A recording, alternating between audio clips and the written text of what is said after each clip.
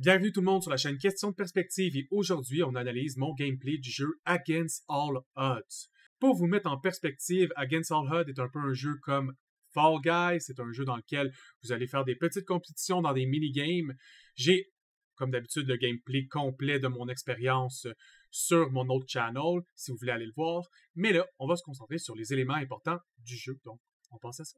Donc, dès que vous rentrez dans le jeu, vous êtes apporté à la page de création de personnages. Vous allez pouvoir choisir quand même assez d'options pour un jeu dont vous voyez les graphiques sont pas terribles. Mais j'aime ça quand dans un jeu qui est pas des graphiques de jeu AAA, ben tu me donnes quand même le choix de personnaliser mon personnage pour qu'il soit différent.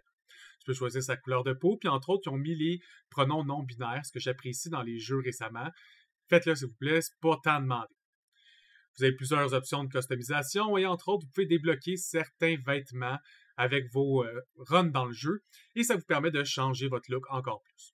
Donc, une fois que ton personnage est terminé, tu es apporté dans le tutoriel. Tu sautes avec W, tu peux slider avec S et te crouch avec S de la même façon.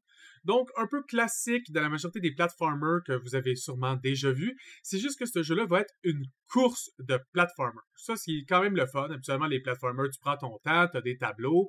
Mais là, à la place, c'est des parcours d'épreuves que tu peux devenir de plus en plus rapide à les faire, puis ainsi finir plus souvent premier. Comme on peut voir, on peut faire aussi des wall jumps, toutes des affaires classiques. Mais aussi, vous pouvez attaquer les personnes en les poussant. Dans certains objectifs, vous allez aussi pouvoir pousser les adversaires directement dans des traps mortels et les rapporter au début de la course. Vous pouvez aussi vous défendre, parce que si vous pouvez pousser, ce serait plate si on ne peut pas aussi se défendre. Une fois que vous avez terminé le tutoriel, vous avez le choix de lancer des parties online, des parties en local, mais dans le futur, pour l'instant, le mode n'est pas disponible, ou encore faire des creative maps. Entre autres, ceux qui aiment faire leur propre parcours, créer leur propre challenge et inviter les gens à y participer. Donc, les deux sont possibles. Lorsque vous rentrez dans le menu online, vous avez des quests qui vont vous aider à ramasser plus d'argent pour ainsi acheter plus de pièces de vêtements et de costumes pour votre personnage.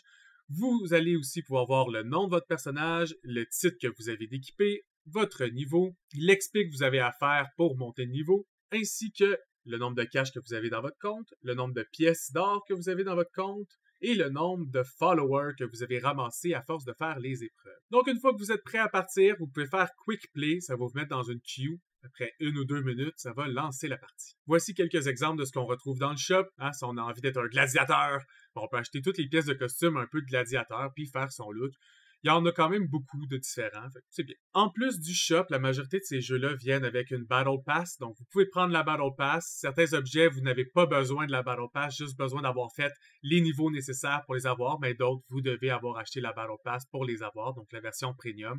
Au final, vous la prenez si vous pensez jouer beaucoup. Je la conseille à tout le monde qui aime un jeu. Si vous jouez à un jeu plus qu'une vingtaine d'heures par semaine, puis une Battle Pass, prenez-la donc. Vous allez trouver que c'est rentable. Mais autrement, c'est pas rentable. Donc, la première map que j'ai eue comme expérience s'appelait un Crash Course. Le but, c'est d'aller mourir pour passer à l'autre étape. Donc, à chaque fin de parcours, il y a quelque chose qui peut tuer ton personnage. Si tu réussis à te lancer dedans et mourir, tu es apporté à la deuxième partie et puis à la troisième partie. Comme on peut voir, c'était une course à 3 personnes. On peut voir que les parcours sont très différents d'un côté à l'autre. Ici, on a des roues qui tournent. L'autre, c'était vraiment des plateformes verticales. D'autres, c'était des plateformes horizontales qui bougent en haut de l'eau. Bref, plusieurs façons de faire les choses. Il faut se tuer pour arriver de l'autre bord. Et encore une fois, continuer tout. Et je me tue encore une fois. Je passe à la troisième étape. Ça va être un peu plus tough parce qu'il fallait se timer sur une roue. Puis c'est la première fois que je jouais. Pas encore habitué. Donc si évidemment l'eau, quand vous tue, ce n'est pas suffisant pour compter contre une vraie dette. Ça vous ramène au début du parcours plutôt que vous apporter à l'autre partie. Mais j'ai enfin réussi à freiner. J'ai réussi à embarquer dessus. Donc, lorsque vous avez terminé une partie complète, vous avez le nombre de fans qui ont été engagés par votre performance, le nombre d'argent que vous faites, votre progression en niveau, ainsi que ce que vous débloquez dans la Battle Pass, et vous pouvez faire Play Again et juste relancer. Je vais terminer la vidéo en montrant juste un autre type de map qui s'appelle la course. Donc, contrairement à l'autre, le but, c'est pas de mourir et de passer à une autre étape, c'est bel et bien de gagner le premier la course. Et la course a plusieurs obstacles pour vous empêcher d'aller vite et vous rapporter au début.